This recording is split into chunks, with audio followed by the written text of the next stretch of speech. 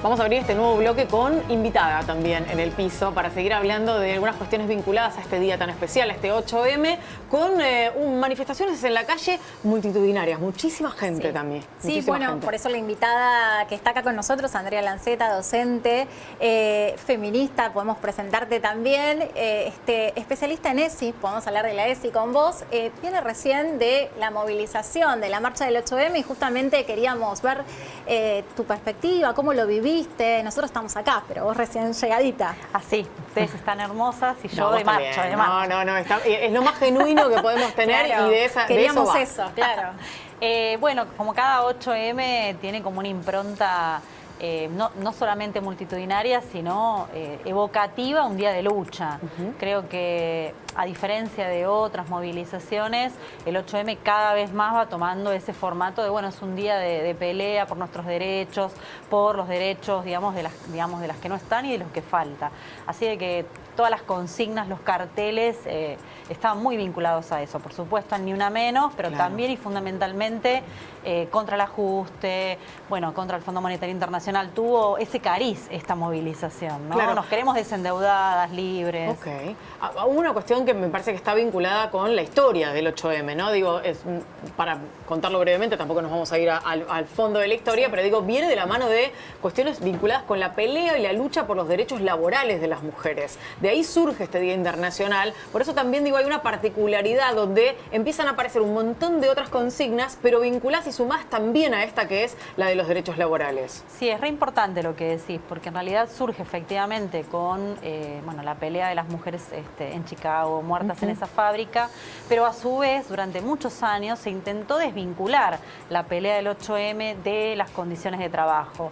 Banalizarla, bueno, regalemos flores, los bombones, es el día de la mujer linda, el día de la mujer, bueno, no hagas las tareas de casa, o sea, se trató de banalizar. Hoy, después de muchos años, se empezó a revincular con ese sentido de su origen del 8M y hoy tiene ese trasfondo, muy vinculado también a las condiciones de trabajo. Qué bueno, qué bueno. Y hablando de condiciones de trabajo, que como digo siempre es violencia económica, las que sufrimos las mujeres cuando hay brechas salariales, cuando no hay condiciones igualitarias, ¿qué otro tipo de violencias vivís a diario desde tu docencia, desde tus puestos, desde tu militancia? Bueno, principalmente las mujeres y que además somos madres, hemos decidido ser madres, nos cuesta muchísimo llegar a determinados lugares. En cualquier sector de trabajo, tener un cargo como director, por ejemplo, en la docencia o como vice, son difíciles porque requieren mucho tiempo, muchas horas de capacitación y a su vez dejar de lado el rol de mamá. Eso no le pasa a los varones que tienen el rol de padre distinto, digamos, en esta sociedad. El rol de padre, aún paternando, aún intentando de construirse, es muy limitado a diferencia del rol que todavía ejercemos las mujeres. Desde ahí hay acoso laboral, hay acoso sexual también por parte de determinados sectores, digamos, de varones que están en esos espacios y con cierto grado de poder, pero fundamentalmente es el hecho de la violencia económica. Claro, vos, como mujer, sostén de familia, hoy el salario no alcanza, menos el de una docente, y bueno, termina siendo muy violento también para las mujeres que sostenemos nuestra casa. Bueno, nosotros hoy estábamos compartiendo algunos datos vinculados con la brecha salarial, ¿no? Y este 28% de promedio de brecha entre hombres y mujeres. Pero claro, cuando empezás a ver, por ejemplo, los datos de la ONU que trascendieron en las últimas horas, que producto de una serie de factores que se fueron dando y que fueron sumándose, lamentablemente, la pandemia, la guerra, etcétera, a toda esta realidad, cuando uno ve que son casi 300 años los que harían falta para lograr esa igualdad de muchos aspectos, entre otros, el de la brecha salarial, es un poquito desesperante, ¿no? Sí, yo creo que se ha avanzado, digamos, en algunos sentidos la pelea en las calles ha permitido que se vaya avanzando en ese sentido. Aún falta mucho. Por ejemplo, en docencia el salario no está discriminado mujer-varón. Claro. Pero, por ejemplo, mis compañeros pero también la mayoría varones, son mujeres, ¿no? Claro, pero vos fíjate esto, la mayoría de los varones puede trabajar 3 cargos, no le importa llegar a las 12 de la noche a su casa. La mujer tiene un limitante, por lo tanto, a la hora de su propio sostenimiento de proyecto, tiene que bajar la cantidad de horas, bueno, sostener su familia y, por supuesto, ganar menos. El famoso piso pegajoso, ¿no? Exactamente, exactamente. Ahora, cuando recién Lore nos contaba los datos de la ONU, ¿no? 300 años bueno, es un montón. Una locura. Tendrá que ver quizás con una reforma de fondo de un sistema, de qué te parece que tiene que ver lograr esa paridad, porque ni siquiera te lo aseguran, que en 3 años... Es una perspectiva en realidad. Claro. Sí, algunas consignas que, por ejemplo, hoy en la marcha estaban es sin patriarcado ni capital. Nosotros creemos que el patriarcado, digamos, esta columna vertebral del sistema capitalista hace que las mujeres ganemos menos, soportemos determinados roles en la sociedad, porque eso es lo que permite que se siga sosteniendo el sistema capitalista. Por supuesto, faltaría mucho tiempo para que eso se modifique, pero fundamentalmente cambiar de sistema. Nosotros creemos que en el marco de este sistema las mujeres van a seguir siendo sometidas, y decimos doble explotadas, porque no solamente con las tareas de casa, sino además en trabajos que te denigran, te someten, etcétera. Entonces, requiere que pensemos también. Hoy en el mundo eso está en discusión, no solamente con el rol del feminismo, digamos, en el sentido de qué feminismo se necesita, sino también con el sentido del medio ambiente, los territorios. O sea, empieza a ponerse en tela de juicio si este sistema de verdad puede albergarnos en un mundo para contenernos a todos, incluirnos a todos, inclusive las mujeres, ¿no? Pues es que a propósito de lo que estás mencionando con respecto al sistema, hoy estaba viendo que alguna publicación por allí apareció con las 10 mujeres más ricas del mundo, etcétera, etcétera. Vos empezás a hacer el desglose y te das cuenta que tenés entre las 10 mujeres más ricas del mundo, la mayor parte es una herencia familiar, con lo cual seguramente son hijas de alguien que ya gestó, ¿no?, esa fortuna antes de llegar a que ellas las tengan y las comanden. Sí. A ver, las aplaudimos obviamente, porque digo, hay que estar ahí también en ese rol y llevarlo adelante.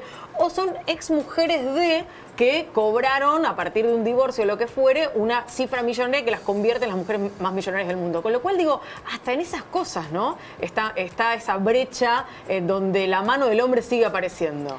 Sí, se habla de la feminización de la pobreza. O sea, en realidad en el mundo las mujeres somos más pobres y hay más cantidad de pobreza dentro, digamos, del género femenino que en el masculino.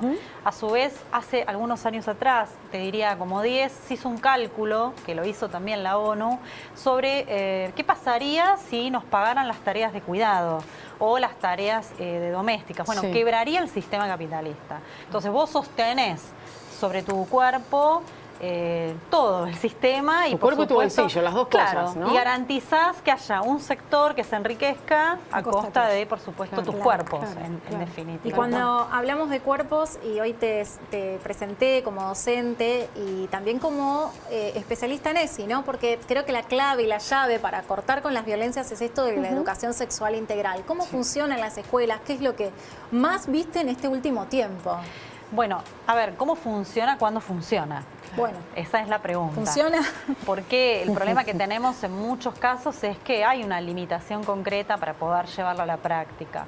La ESI se sancionó en el 2006 y se terminó de reglamentar en el 2009, más de una década que está, y todavía estamos peleando en las escuelas para que de verdad, digamos, no solamente se aplique, sino se vivencie, se pueda empoderar los estudiantes de esta herramienta que tenemos, que es muy rica. Al inicio comenzó como algo bastante flexible, con contenidos que iban y venían, casi en contra del biologicismo nada más. Pero hoy hay un bagaje de herramientas, hay un recursero muy hábil para todos los docentes y que puede ayudar a los estudiantes, a las estudiantes a pensar y repensarse desde su rol, ¿no? Creo que es una herramienta que deberíamos utilizar todos los adultos, pero fundamentalmente en las escuelas. Tenés limitaciones, desde papás que se niegan a la incorporación de la ESI como parte de sus programas estudiantiles para sus hijos. Que no quieren dejar en manos de la escuela algo que creen que deben manejar ellos. Sí, que en realidad es también relativo, claro, ¿no? Porque ni siquiera se habla en casa, ¿no? Sí, estamos como muy acostumbrados a un formato muy conservador, en donde de determinadas cosas te enseñaban en tu casa, te enseñaban. Bueno. Y así vos llegás adulto casi a veces sin haber aprendido demasiado. Claro. La escuela es el espacio de formación de niñas, de niñes, por lo tanto es necesario que ahí se discuta. Tiene que ser potestad del Estado también sobre qué se discute ahí en estos aspectos fundamentales, que además están tan relacionados con construirnos como ciudadanos libres y en ese marco libres de violencias. Entonces, estamos hablando de que arriba del 70% de los abusos son intrafamiliares, por lo tanto, claramente hay que empezar a repensar en otros espacios para discutir estas cuestiones, ¿no? Entonces, hay limitantes en parte. Y esto del no es no, que es tan importante recalcarlo desde chicos, y esto del consentimiento en las relaciones sexuales, aún intrapareja, ¿no? Totalmente. Sí, el consentimiento, los secretos, con niñas trabajamos mucho la cuestión de los secretos, porque hay una cuestión muy instalada desde la familia que esto no se cuenta. Claro. A veces con cosas muy pequeñas, los papás a veces tienen miedo que los niños en las escuelas cuenten cosas tontas, lo retaron o no le compraron tal cosa, pero eso va gestando niñeces que callan no solamente esas pequeñeces, sino otras cuestiones. Entonces, todo lo no dicho que va construyendo esa, ¿no? Esa cosa de coraza incluso que lleva a que después no se cuenten cosas importantes, trascendentes. Y que además después se vincula mucho con el secreto entre ese adulto que ese niño admira o siente determinado, no sé, amor. Y bueno, y la acción en sí que termina siendo muy nociva para los niños, ¿no? Es sumamente importante lo que estás diciendo, sobre todo porque desde esa construcción uno puede generar adolescentes, jóvenes, adultos que entiendan cómo funciona esta historia. Nosotros venimos de una generación en la que yo he tenido afortunadamente padres muy abiertos, hemos hablado mucho en casa de esas temáticas. Pero también es verdad que hay cosas que instaladas culturalmente, incluso en este momento de la vida, terminamos teniendo la duda acerca de cómo nos paramos. O sea, en qué momento uno dice, che, mira, ¿sabes qué? La verdad que me arrepentí, no sé si tengo ganas de avanzar un paso más en este vínculo que estoy teniendo con vos. Nos sigue pasando como mujeres. Sí, básicamente hoy se habla de las relaciones líquidas, el amor líquido, ¿no? Si bien fue una consigna de Bauman, se ha tomado desde algunos lugares más que nada para trabajar los vínculos y las emociones. Nosotros creemos que es parte de un proceso transicional, porque veníamos justamente de vínculos y de relaciones inamovibles. Totalmente. Para toda la vida. Para toda la vida, hasta siempre. que la muerte nos separe, ¿no? Esa es cosa muy fuerte, ¿no? Porque hoy vivimos por ahí las separaciones y los divorcios de un modo, no digo natural, pero menos trágico, cuando hace 10 años atrás, 20 años atrás, esto era muy trágico. Entonces, hay que empezar a deconstruirnos. Eso no quiere decir vivir cambiando y sin amor, porque a veces nosotros interpretamos que el amor líquido es bueno, lo contrario al amor romántico. Es estar de paso todo el tiempo, digamos. Claro, el amor romántico, estamos en contra de su estructura, pero no de que haya un vínculo con amor, ¿no? Hay que repensar el amor. Yo tengo una última para hacer, que es casi diría desde el lugar de docente, ¿no? Que tiene Andrea, nuestra invitada, y es: nos pasa todo el tiempo el día 8M. Te debe haber pasado a Tami, les debe haber pasado a ustedes, les debe haber pasado a Cami. Los hombres no saben qué hacer con el día 8M y hay una cuestión vinculada al feliz día, que muchas mujeres toman de una manera como diciendo, no, ¿cómo vas a decir feliz día? Otras tratamos de empatizar y de explicar algunas cuestiones. Yo soy de las primeras. Bueno, ¿qué se les dice? ¿Cómo se les explica a los hombres qué es el 8M para que sepan cómo pararse frente a este día tan particular y especial? Yo empecé el día explicándolo. Bien. Al primero que me dijo feliz día le expliqué. Perfecto. Que estaba bueno que me tuviera en cuenta, pero que eso denotaba que no entendía lo que significaba este día para mí. Entonces le expliqué lo que significaba este día.